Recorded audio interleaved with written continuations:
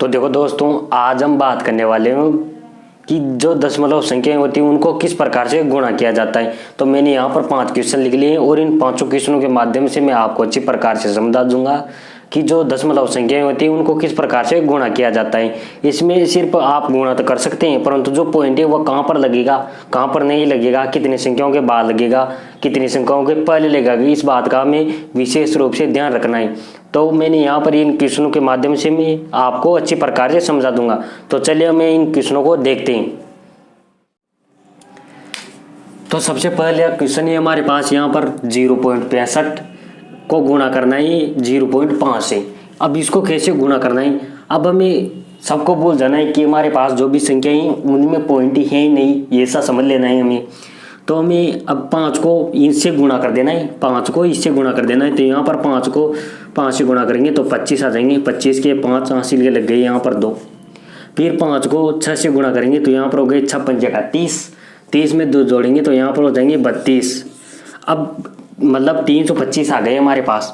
अब हमें क्या करना है और कुछ भी ध्यान नहीं रखना है, अभी तक तो हमें पॉइंट का कुछ भी ध्यान नहीं रखना है, मतलब जो हमारे पास संख्या दे रही है उनको गुणा कर लेना है। अब हमें जोड़ना है कि कितने अंक हैं उनके बाद में पॉइंट है। अब यहाँ पर 2 तो यहाँ पर ही, मतलब पॉइंट के बाद में 2 अंक तो यहाँ पर ही और 1 अंक यहाँ पर है, मतलब कितने अंकों के बाद, कितने अंकों के पहले पॉइंट है, 3 अंकों के पहले। तो ये 3 अंक है।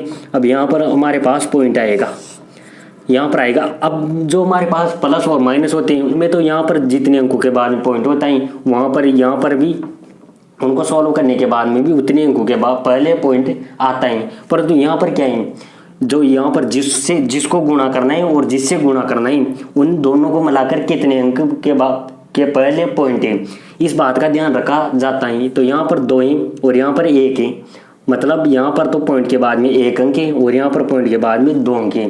तो टोटल कितने हो गए, 3 अंकों से पहले पॉइंट हो गया। तो यहाँ पर ये 3 अंक है, मतलब 325 आई। अब इन 3 अंकों से पहले हमारे पास पॉइंट है तो ये पॉइंट हमने लगा दिया। तो यहाँ पर हमारा आंसर आ गया 0.325। अब जो पॉइंट के बाद जो भी संख्या होती है उसको एक साथ नहीं बोल सकते हैं हम, ऐसे बोला जाता है 0.325, इस प्रकार से बोला जाता है पॉइंट के बाद ये संख्याओं को। अब यहाँ पर दूसरा क्वेश्चन है हमारे पास 1.16 को 0.2 से गुणा करना है। हमें पॉइंट तो भूल जाना है कि पॉइंट तो लगा ही नहीं है इस संख्या में। तो यहाँ पर 2 को इससे गुणा कर लेना है। तो 6 दूनी की 12 का 2 हासिल का लग गया 1। फिर 2 को 1 से गुणा करेंगे तो 2 एकम 2 और 2 में 1 जोड़ेंगे तो 3 हो जाएंगे। फिर 2 को 1 से गुणा करेंगे तो यहाँ पर आ जाएगा 2। उसके बाद में अब हमें क्या करना है, अब हमें देखना है कि कितने अंकों के बाद में पॉइंट है। तो यहाँ पर 2 अंक है, पॉइंट के बाद में 2 अंक है और 1 अंक यहाँ पर है, मतलब टोटल कितने हो गए, 3 अंक हो गए। मतलब गुणा में जितने भी अंकों के बाद पॉइंट है, दोनों संख्याओं में जितने भी अंक के बाद पहले पॉइंट है उनको जोड़ लेना है। ये जैसे यहाँ पर 2 है और यहाँ पर 1 है पॉइंट के बाद में अंक, अब इन दोनों को जोड़ लेना है। तो 3 के मतलब पॉइंट 3 अंक होंगे पॉइंट के बाद में। तो यहाँ पर पॉइंट के बाद में 3 अंक लगा देना है। ये 232 आई तो ये पॉइंट 232, ये हमारा पास आंसर आ जाएंगे 0.232, ये हमारे पास आंसर आ गए।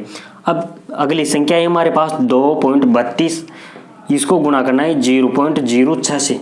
अब इसमें देखना है क्या है, अब हमें 0 से तो कोई मतलब नहीं है, क्योंकि 0 को किसी भी संख्या से गुणा करते हैं तो वह संख्या भी 0 हो जाती है। तो हमें मतलब किससे, यहाँ पर 6 से। तो यहाँ पर मान लेना है कि पॉइंट है नहीं। तो यहाँ पर हमें 6 को गुणा कर लेना है, इस संख्या को 2.32 है, इसको 6 से गुणा कर लेना है। तो यहाँ पर 6 दूनी की 12 का 2 हासिल का लग गया 1, 6 18 1 19 का 9 हासिल का लग गया 1। फिर यहाँ पर 6 दूनी की 12 और 1 13, ये हमारे पास संख्या आ गई, मतलब 1392 ये संख्या आ गई। अब हमें देखना है कि कितने पॉइंट के बाद में कितने अंक है। तो 2 तो यहाँ पर ही और 2 यहाँ पर ही, मतलब पॉइंट के बाद में 4 अंक होने चाहिए।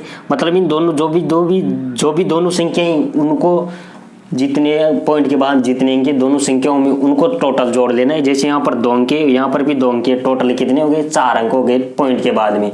तो यहाँ पर पॉइंट के बाद में 4 अंक लानी है। तो यहाँ पर 1392 ये हमारे पास आंसर आ जाएंगे, मतलब 0.1392 ये हमारे पास आंसर आ जाएंगे। इस प्रकार से जो हमारे पास दशमलव संख्याएं होती है उनको गुणा किया जाता है। अब यहाँ पर 2.32 को हमें 1.16 से गुणा करना है। तो अब इसको कैसे सोल्व करेंगे, सबसे पहले मैं भूल जाना है, यहाँ पर पॉइंट को भूल जाना है कि पॉइंट संख्या में है नहीं। तो यहाँ पर हमें 16 को 232 से गुणा करना है। तो 232 से हमें गुणा करना है 16 को, तो 16 को 2 से गुणा करेंगे तो यहाँ पर आ जाएंगे 16 दूनी 32 का 2 हासिल का लग गया 3। फिर यहाँ पर 16 3 48, 48 में 2 3 जोड़ेंगे तो यहाँ पर हो जाएंगे 51, 51 का 1 हासिल का लग गया 5। फिर यहाँ पर 16 दूनी 32, 32 और 5 37 हो गए, ये 37 आ गए। ये संख्या हमने गुणा कर ली। अब हमें संख्या के अंदर देखना है कि पॉइंट के बाद में टोटल कितने अंक आ रहे हैं दोनों संख्याओं में। तो यहाँ पर 2 अंक यहाँ पर ही और 1 अंक यहाँ पर ही। अब यहाँ पर और 2, 1 तो यहाँ पर ही और 2 यहाँ पर ही, मतलब टोटल कितने हो गए 3 अंक हो गए। तो यहाँ पर हमें 3 पॉइंट के बाद में 3 अंक लाने, तो यहाँ पर 3.712 ये हमारे पास आंसर आ गए। इस प्रकार से में जो संख्याएं होती हैं उनको गुणा किया जाता है। संख्या कैसे भी आ जाए, पॉइंट को भूल जाना है, पॉइंट के बाद में उसको गुणा कर लेना है और गुणा करने के बाद में ये दोनों जो संख्याएं इनमें टोटल की पॉइंट के बाद में कितने अंक आ रहे हैं उतने ही पॉइंट यहाँ पर लगा देना है। प्लस माइनस की तरह नहीं करना है यहाँ पर। तो यहाँ पर अब हमें करना है 5वां क्वेश्चन है, लास्ट क्वेश्चन है हमारे पास। 12.25 को 5 से गुणा करना है। अब यहाँ पर एक संख्या में पॉइंट है तो यहाँ पर 5 को 1225 से गुणा कर लेना है। तो यहाँ पर 5 को 5 से गुणा करेंगे तो यहाँ पर हो जाएंगे 25 के 5 हासिल का लग गया 2। फिर 5 को 2 से गुणा करेंगे तो 10 और 10 में 2 जोड़ेंगे तो 12, 12 का 2 लग जाएगा, हासिल का लग गया यहाँ पर 1। फिर 5 दूनी 10, 10 और 1 11 का 1 हासिल का लग गया 1। फिर 5 को 1 से गुणा करेंगे तो 5 और 1 जोड़ेंगे तो हमारे पास हो जाएंगे यहाँ पर 6। अब हमें देखना है यहाँ पर दूसरी संख्या में तो हमारे पास पॉइंट है नहीं। अब एक ही संख्या में मतलब पॉइंट है तो 12 के बाद में पॉइंट लगा हुआ है और फिर 25 है, मतलब पॉइंट के बाद में कितने अंक हैं 2 अंक हैं। तो यहाँ पर पॉइंट के बाद में कितने अंक लाने 2 अंक लाने। तो ये आ गया हमारे पास 61, 25 ये हमारा आंसर आ गया। इस प्रकार से जो हमारे पास जो भी संख्याएं होती हैं उनको हम गुणा कर सकते हैं। संख्या कैसे भी आई, अब यहाँ पर पॉइंट नहीं आई, यहाँ पर पॉइंट आ जाए तो यहाँ पर कितने पॉइंट के बाद कितने अंक उतने पॉइंट यहाँ पर लगा देने। ये एक संख्या है, एक संख्या में पॉइंट है तो भी कोई दिक्कत नहीं है और दोनों संख्याओं में पॉइंट है तो भी कोई दिक्कत नहीं है। तो जो मैंने तरीका बताया है कि जो दशमलव संख्याएं होती हैं उनको किस प्रकार से गुणा किया जाता है, ये आपको अच्छी प्रकार से समझ में आ गया होगा। तो मिलते हैं किसी नेक्स्ट कक्षा में, तब तक जय हिंद जय भारत।